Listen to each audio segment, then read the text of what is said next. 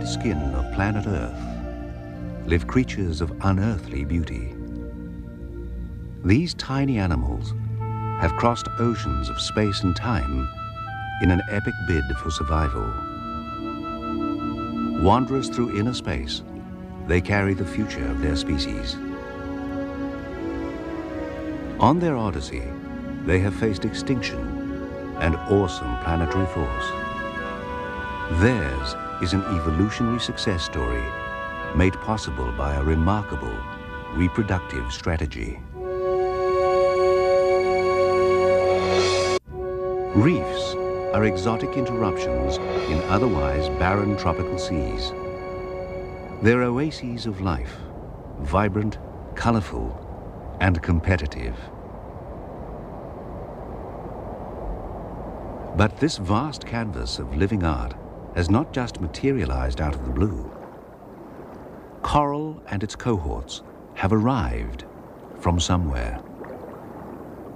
Though they seem solid and unmoving, reefs have spread themselves throughout the tropical oceans.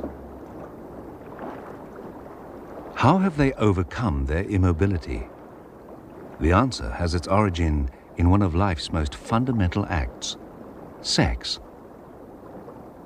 But the reproductive rights of coral communities are shrouded in mystery. It's only in the last 10 years that the reef has begun to reveal its private life.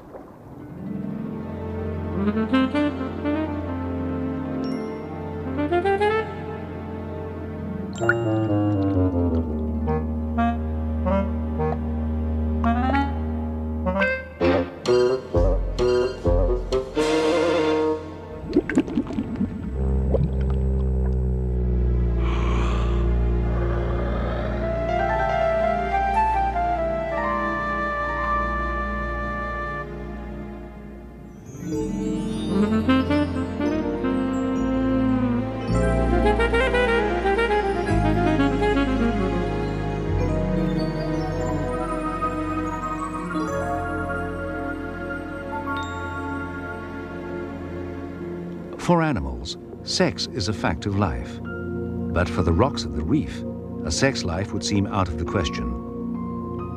But corals are not rocks. They're colonies of tiny animals. Only the outer surface of these colonies is alive, a living skin populated by polyps.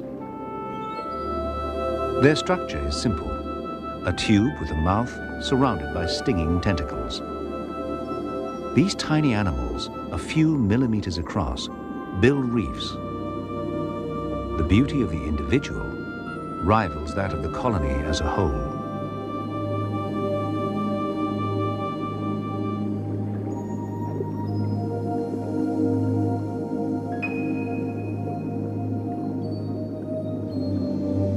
A single pioneering polyp clones or buds itself endlessly to produce a colony of hundreds, even thousands of identical individuals.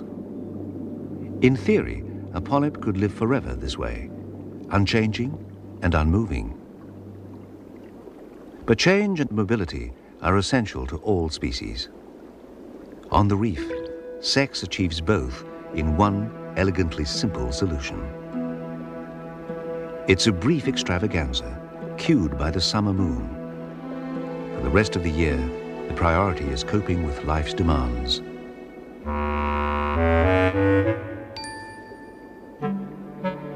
Inside the reef's barrier, garden eels vie for tasty morsels.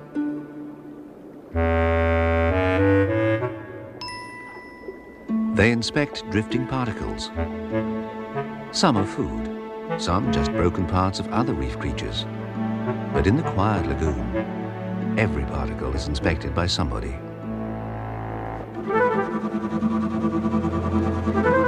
A goatfish snuffles industriously.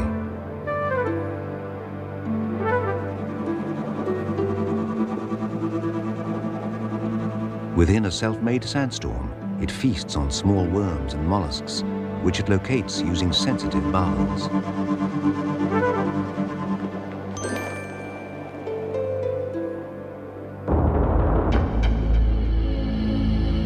But the real heavy movers in the sand business are sea cucumbers. The basic design is a long hollow tube that creeps around the lagoon floor. They push sand in one end and out the other.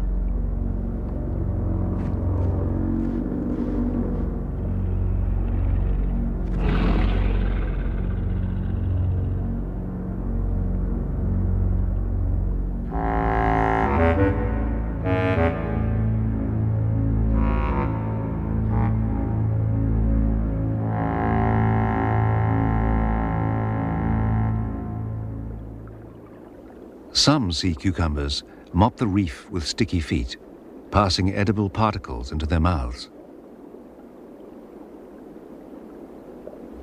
Nature constantly tests and refines its designs.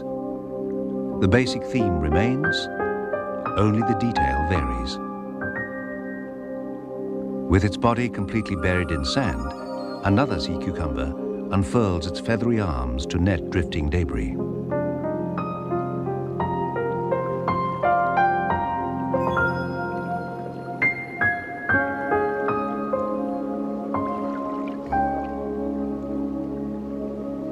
Every particle of sand in the lagoon was once part of the animals and plants that make up the reef. Sand production is aided by heavy-jawed grazers like the bumphead parrotfish.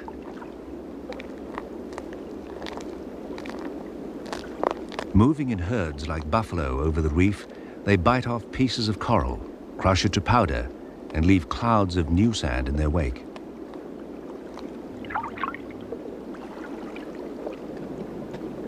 The reef supports an endless variety of grazers, scrapers, and biters. Many seem to bite a dead reef, but are actually cropping back a fuzz of algae that grows by day. The wastes of these schools of fishes act as fertilizer to the plants they crop. The waters surrounding the reef are poor in nutrients, so recycling of its limited resources is essential. It begins with the invisible haze of life called plankton. It continually showers the reef. Just as plankton gather nutrients from the ocean, fish like the spiny chromis gather plankton, so nutrients from the ocean are imported into the reef's economy.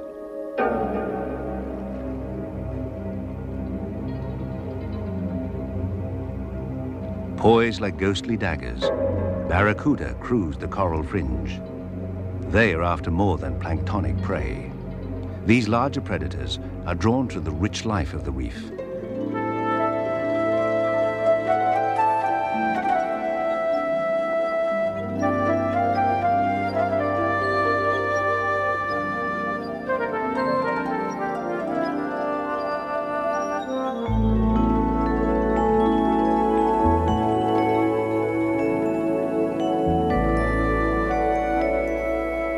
Compared to the impoverished oceans, the reef is a prosperous economy. Built up from nothing by the labors of tiny animals and plants, it attracts investment from thousands of other species. It becomes a bank or a storehouse of the ocean's resources.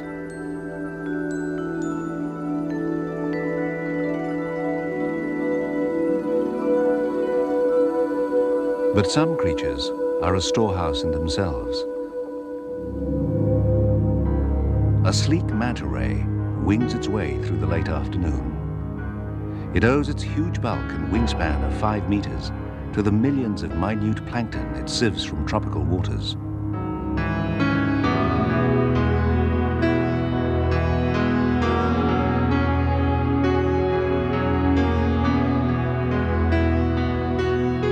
Mantas are free agents, opportunists. They exploit the reef as and when it focuses their food supply. They feed and then move on, leaving each reef a little poorer for their passing.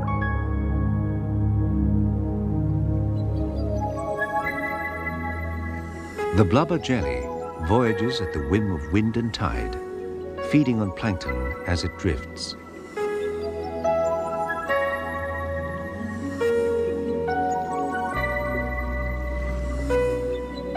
Billowing in the currents, it's an occasional visitor to the reef.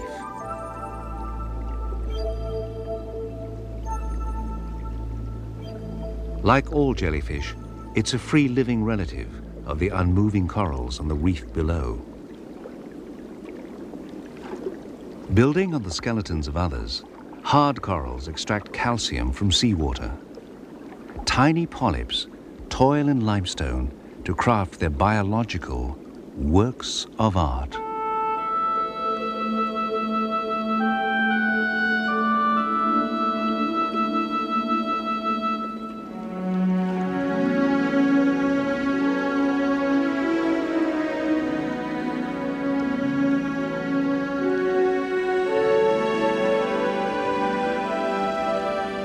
From the hard coral foundation has arisen a rambling architecture. This ever-expanding labyrinth has another dimension. It creates living space for related corals.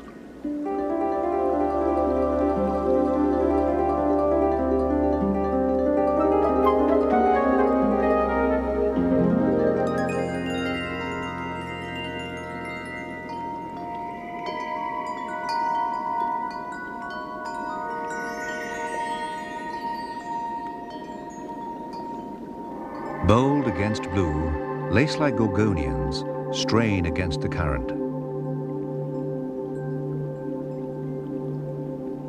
On the reef slope, soft corals sweep the same current. Their flexible arms house polyps, but unlike hard corals, these are no reef builders. Lacking a solid skeleton, they draw support from tiny limestone spines within their tissues. When the soft coral dies, it disappears, leaving no lasting monument.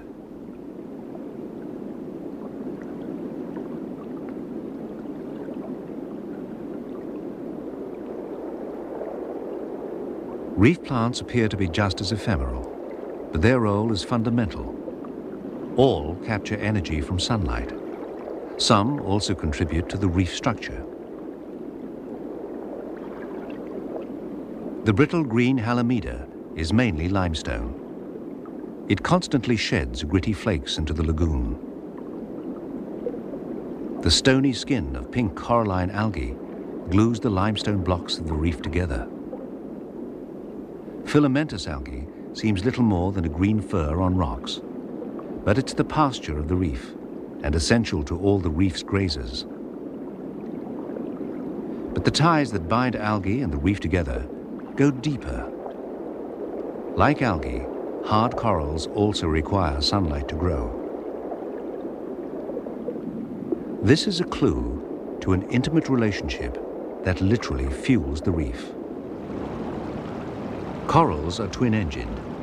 They're animals that have harnessed the power of plants to build the vast and elaborate limestone structures we call the reef. How have they done it? Somewhere in their evolutionary past, corals struck a deal with microscopic single-celled algae called zooxanthellae. The algae sheltered inside the polyp tissue, producing sugars from sunlight and recycling coral waste products. This partnership became a most powerful evolutionary achievement.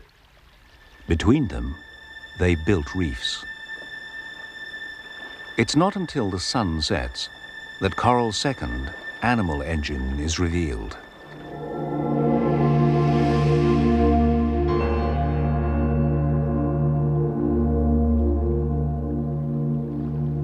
As darkness falls, plankton begins its nightly ascent into the waters surrounding the reef. From their stony lairs emerge the polyps. Wreathed with stinging tentacles, each polyp is poised to reap a grisly harvest.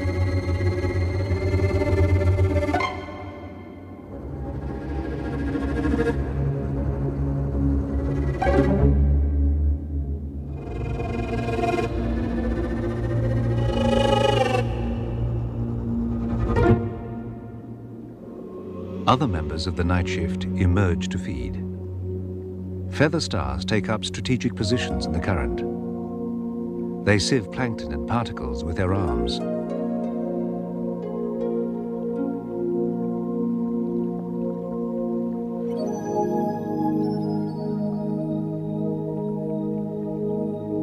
Slender prey, a formation of razorfish, expertly mimic the harp coral that hides their knife-like bodies.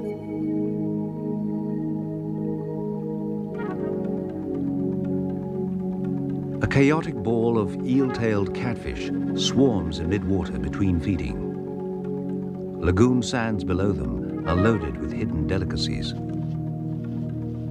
These miniature catfish scout for their supper in rank and file, aided by sensitive chin whiskers.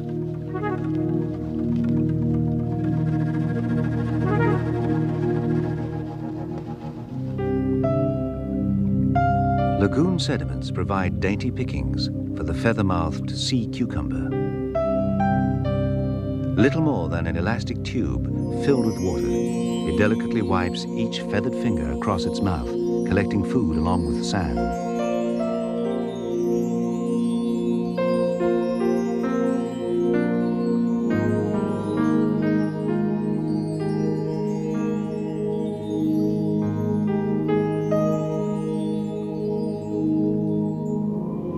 More robust sea cucumbers have rubbery bodies that make them unpalatable to predators.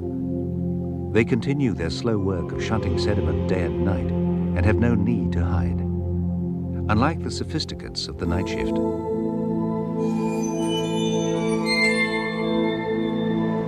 A hunter by night, an octopus is able to change both color and texture. Hiding and bluffing, this stealthy camouflage expert is both actor and magician.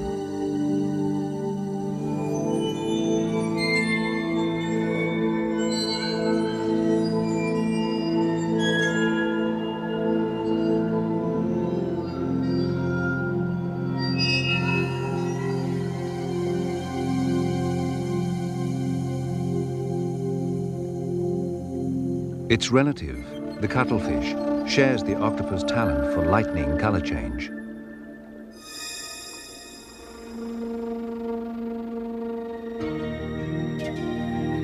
Shunning camouflage altogether, the flamboyant Spanish dancer flounces through the night. Its colorful costume is a signal to predators. Like other nudibranchs or sea slugs, the Spanish dancer looks much better than it tastes.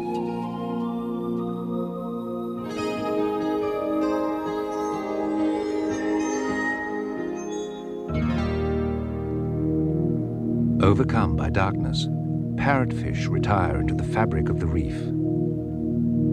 Some of these daytime dandies sleep in a gossamer cocoon of their own weaving. Perhaps this mucus bubble disguises their scent to unwelcome visitors. A fast-moving vegetarian, the parrotfish grazes algae with its bird-like beak. Clownfish may be left out in the dark when their protective anemone shuts up for the night. This is the reef's best-known example of shared lives.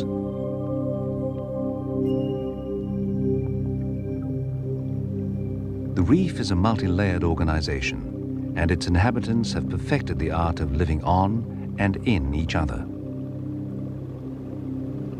Liaisons are everywhere, but some may be hard to find. An ornamented anemone harbors color-coordinated shrimp. Competition for the reef's limited resources is tough. When citizens live together, there are winners and losers. The blood-sucking fish louse has a one-way relationship with its suffering host. Even corals are not exempt from exploitation by others. Down among the valleys of the polyps lies another world, a world that's never been seen.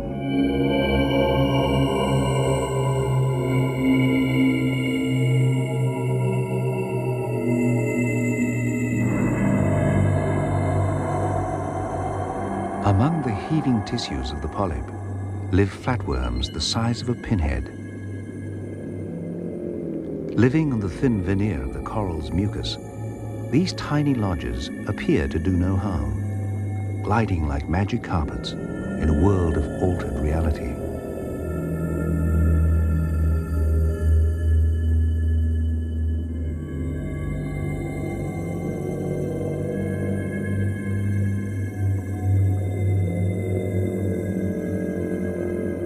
On the reef, every opportunity has been investigated. Space is at a premium, and overcrowding a fact of life. Invariably, property disputes develop and borders are drawn. Where two different species meet, encounters can be nasty. Nightly space wars, fought by special stinging tentacles, leave a conspicuous white scar of conflict. Surrounded, this fatal siege may last months. A plate coral spreads outward to meet itself.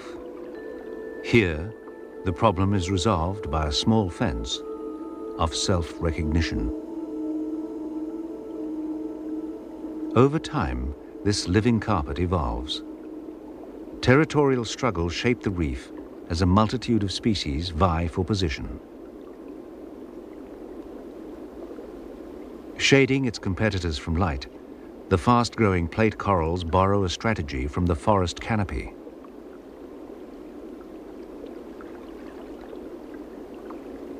Other inhabitants can neither outgrow nor outsting their competitors. For sponges, chemical warfare is the way. Their tissues are loaded with toxins, a kind of natural anti-fouling that preserves their space. Just as space invaders are part of life, so too are space makers.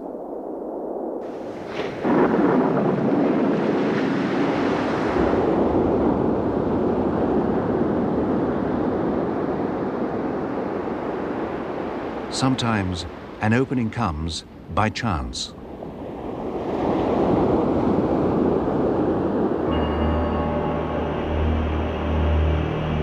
Storms and ocean swells damage the reef, tearing long-lived corals from their foundations. But not all space is created by the elements. The crown-of-thorn starfish, a coral predator, opens up new territory with each meal.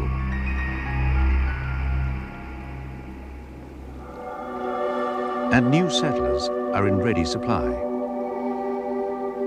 Out of the blue curtain of distance, the currents propel a sea full of eager immigrants, a multitude of microscopic larvae. This humble being, covered with beating hairs, is the beginning of a new coral. Equally disguised, a larval sea urchin is a long way from its final form. Even the giant clam begins life microscopically. All reef larvae are designed to voyage in the plankton. To become citizens of a reef, they will need to take on their adult form, but first, they must find a safe place to settle. Journeying day and night, they may stumble upon a reef, a sentinel in the dark sea. But their sanctuary is in fact a snare. Night has unmasked the reef. Poised and armed, it has become a waiting wall of mouths. The graceful gorgonian is now a web of death, its animal nature revealed. Thousands of tiny polyps wait outstretched.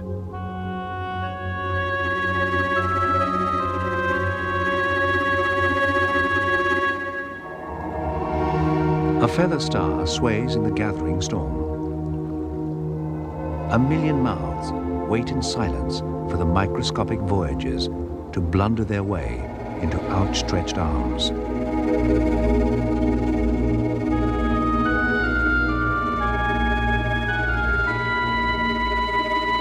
The weaponry of the reef is revealed.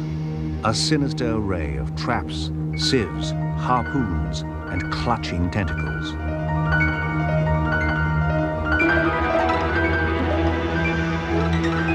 The methods may vary, but the final sentence will always be the same. And night after night, this random microscopic rain falls. Millions of epic voyages end in tiny but titanic struggles.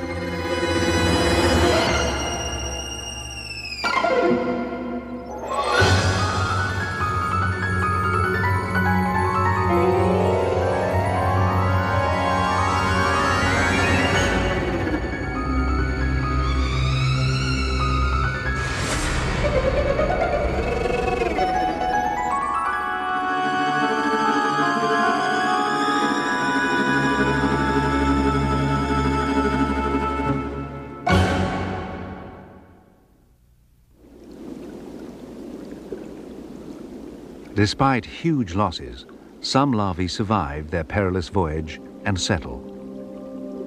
They grow to become solid citizens of the reef, joining the wall of mouths and waging space wars with each other.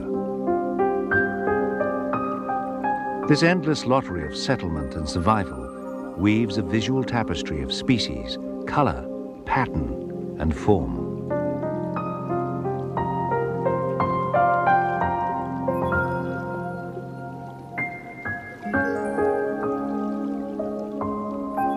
But beauty and harmony is a mask. It hides chaos and competition. Reef society is shaped in a war zone of relentless conflict.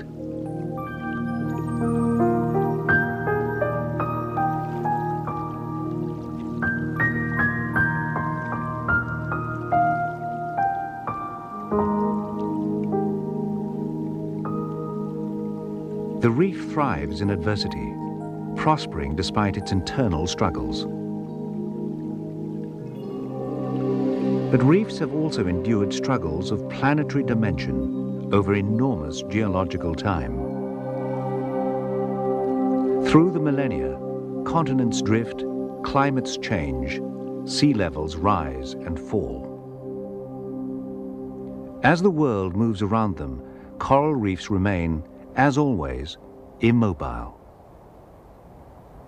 They seem at the mercy of geology, yet today's reefs have somehow survived 240 million years of global upheaval. Coral reefs rim continental shelves and cap volcanic seamounts throughout tropical oceans.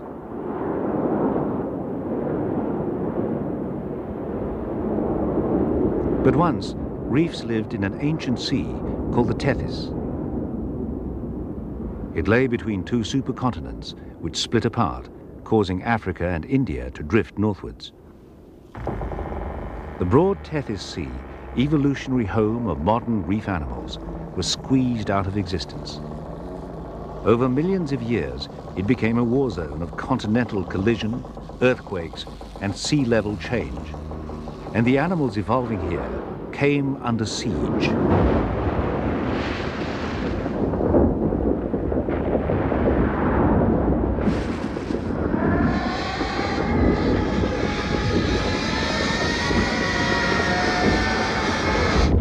Amidst these shunting continents, reef life had two choices: extinction or escape. Today's reefs are built by immobile creatures that somehow dispersed and evolved from their ancestral communities in the Tethys. But to escape the ravages of geology, they had to play an evolutionary ace. This ace not only allowed them to move, but to change. It was sex. And every summer, the age-old ritual unfolds. Shoals of tiny fry appear with their parents, the spiny chromis. Their behavior is unusual among reef fish. They guard their growing offspring.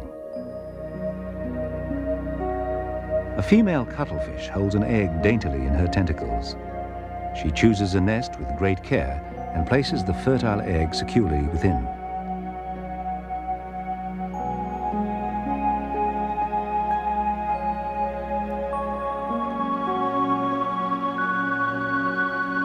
But despite her plump maternalism, this is the extent of her parenting. From the time the egg is placed in its coral cradle, the young cuttlefish will be on its own. This careful handling of individual eggs requires more time and effort than most other reef dwellers invest.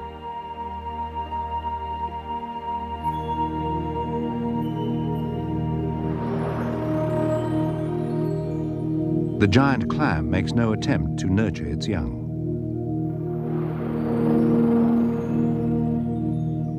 However, it does invest enormous energy producing and broadcasting many millions of eggs and sperm.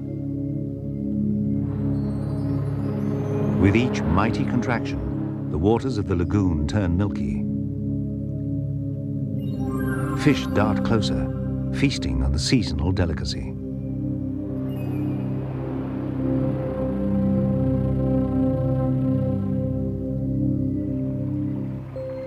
Other, perhaps more prudent species will wait for dusk before they begin to spawn.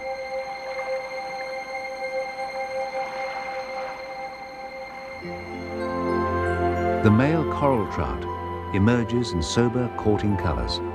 With his tail flagged black, he patrols his territory. Females are lying low on the reef, their swollen bellies heavy with eggs. Concealed in the watery twilight, they await the male's advances.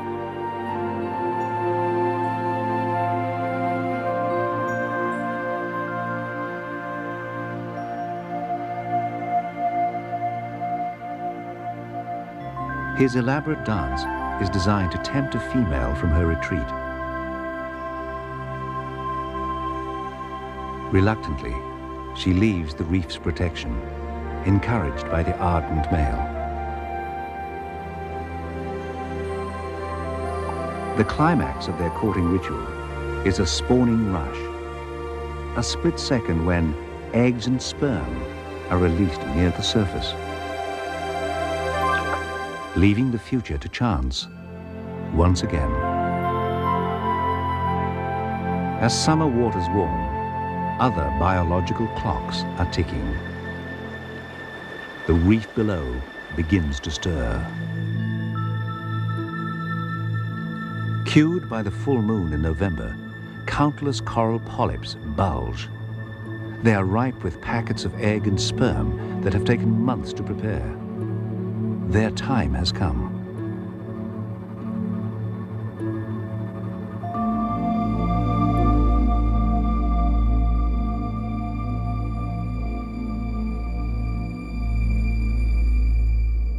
Others respond to an unseen urge. Crown-of-thorn starfish begin their slow creep to high points on the reef.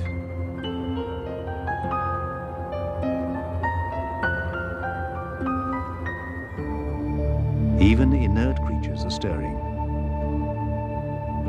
Sea cucumbers scurry at their own pace, away from the lagoon floor to the coral ledges above. Here, they begin a sinuous dance, swaying to an ancient evolutionary rhythm.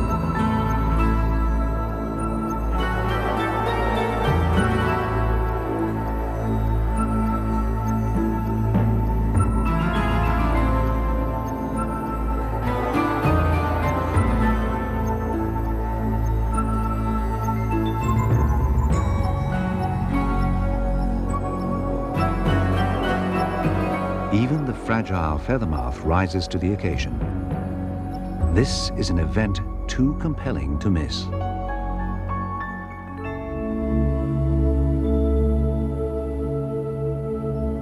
From within the bulging polyp comes an answering movement, building to a slow spiral as each puts the finishing touches to its precious bundle of eggs and sperm. This living jewel is the coral's passport to mobility.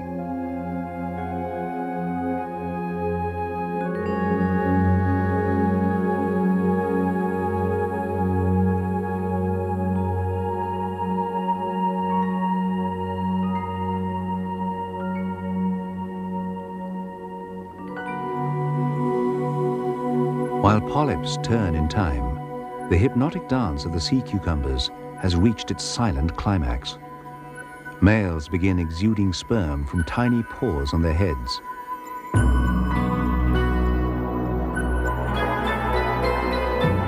They rear and sway to scatter their sperm throughout the lagoon, perhaps to meet the eggs released by females.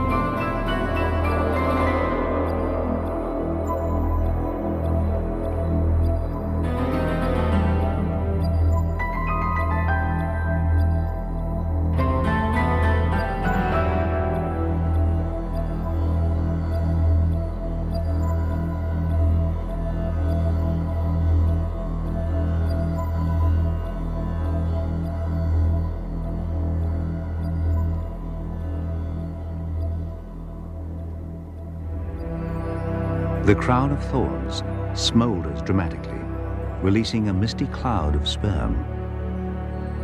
It drapes itself across coral that would normally be its food. Now begins one of the most monumental and secret events in nature: mass spawning on the Great Barrier Reef.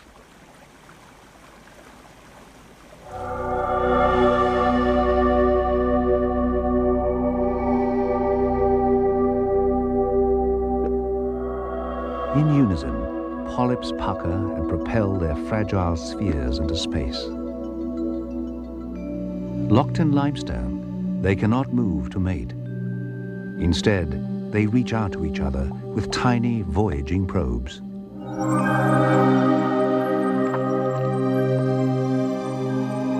Their cue is exact. Each year, each species will spawn at the same time on the same day.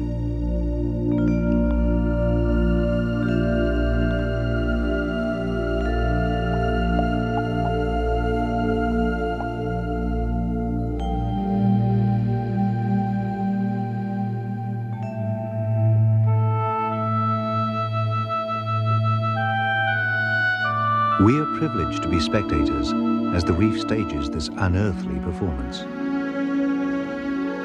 Each night, for a week, following the full moon, the intensity builds. New species adding to the growing curtain of new life.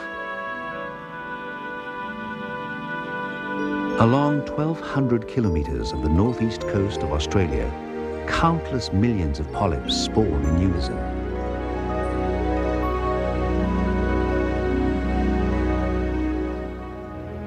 Some corals are hermaphrodites, while others have separate colonies of females and males.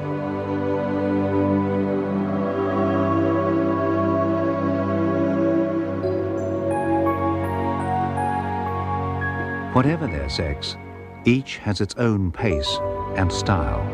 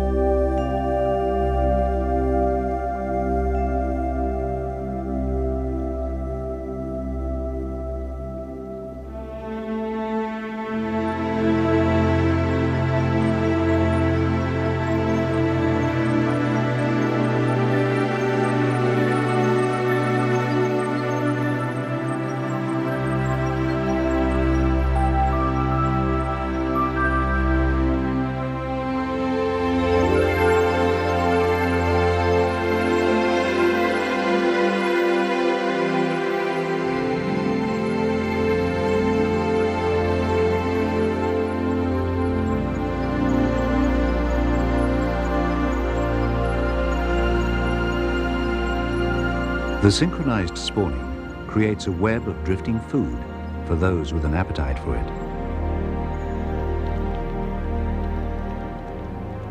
A hermit crab picks off eggs as they emerge. But predators take only a fraction of the coral's output. Most passes unhindered into the sea. And still, the outpouring continues. For these few nights of the year, space wars seem insignificant. Adversaries are united by powerful ancient forces. The reef acts like a single organism, intent on securing its future.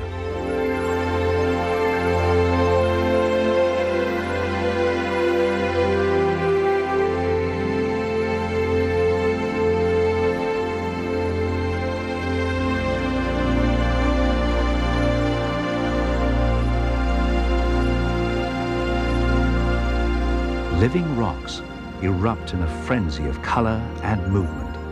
But the climax is yet to come.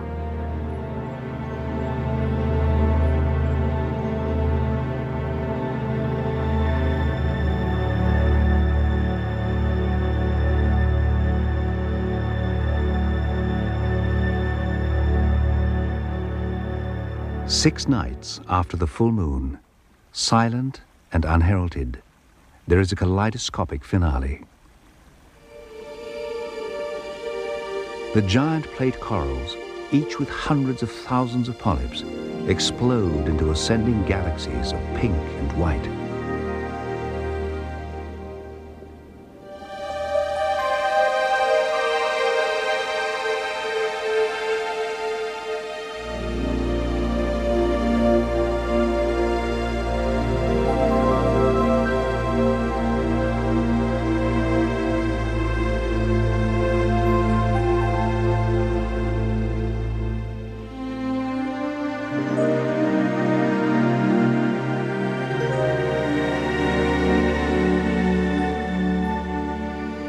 The sea is now a soup of colored eggs against the black depths. But the performance is not yet over.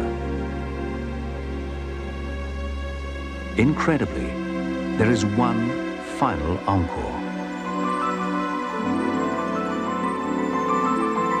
The lagoon becomes laced with streamers, the reproductive segments of polychaete worms, seeming to bid bon voyage to the millions of new lives who set sail tonight.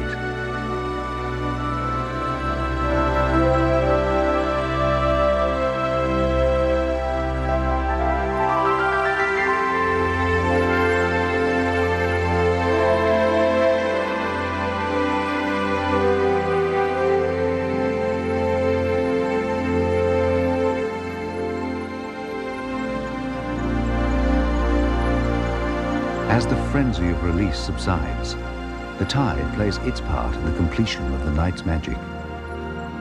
The moon stills the restless sea as egg and sperm bundles rise to the surface. Somehow, in this vast and chaotic scramble, the right egg and right sperm will meet, fertilize, and develop.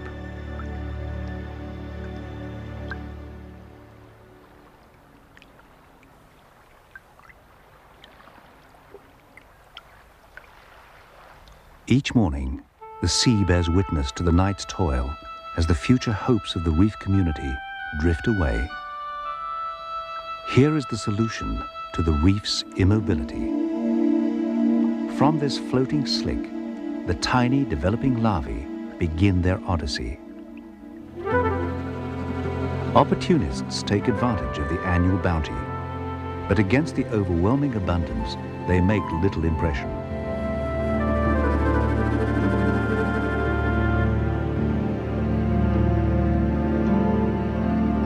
However, in the vast ocean, this ribbon of new life will remain vulnerable. As plankton blooms around the spawning raft, more opportunists gather. Larvae may end their journey on the stinging tentacles of a jellyfish, or engulfed by the ballooning jaws of marauding manta rays.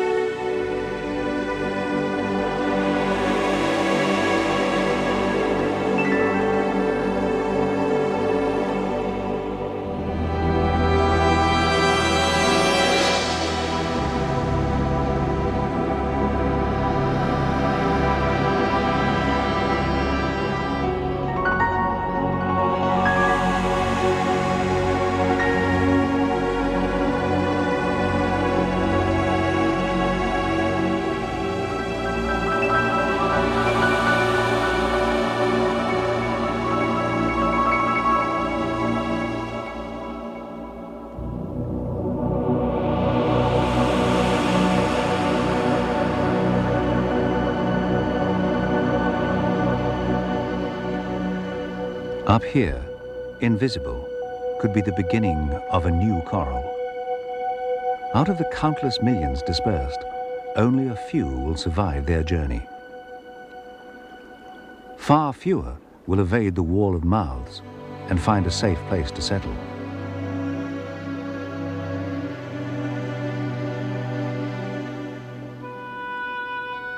But despite incredible odds, the survival of just one coral larva is enough.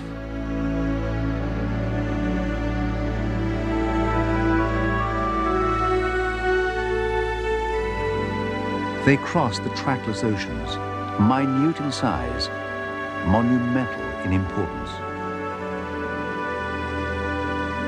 Time will see their strategy prevail.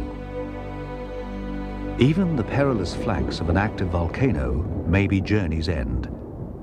Having crossed ocean wastes as an invisible mist in the plankton, coral larvae settle to found a reef. Its volcanic support will subside, but once established, a reef outpost will build and maintain itself, gathering the rare larval voyagers over time. Each new atoll is a stepping stone to the next. In this way, corals have marched through time and great ocean distance. They have established collections of living art in the galleries of empty oceans.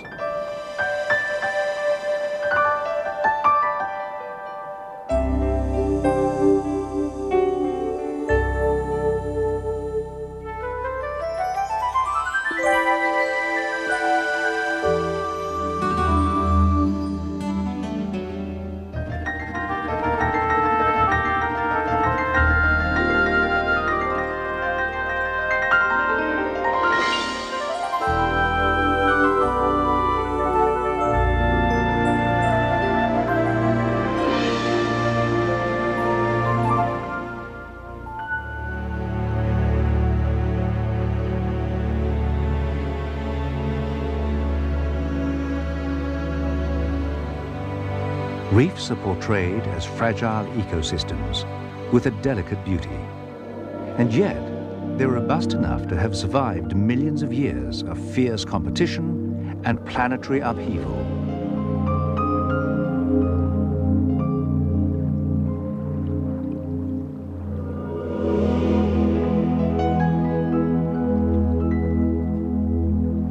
They're exquisite, but they're also dynamic and adaptive communities. They've adopted mass spawning and dispersal as their incredible solution to the problems of time, change, and immobility. The architects of the mighty atolls and the Great Barrier Reef are simple animals and plants. The limestone fortresses they build are monuments to the evolutionary success of sex on the reef.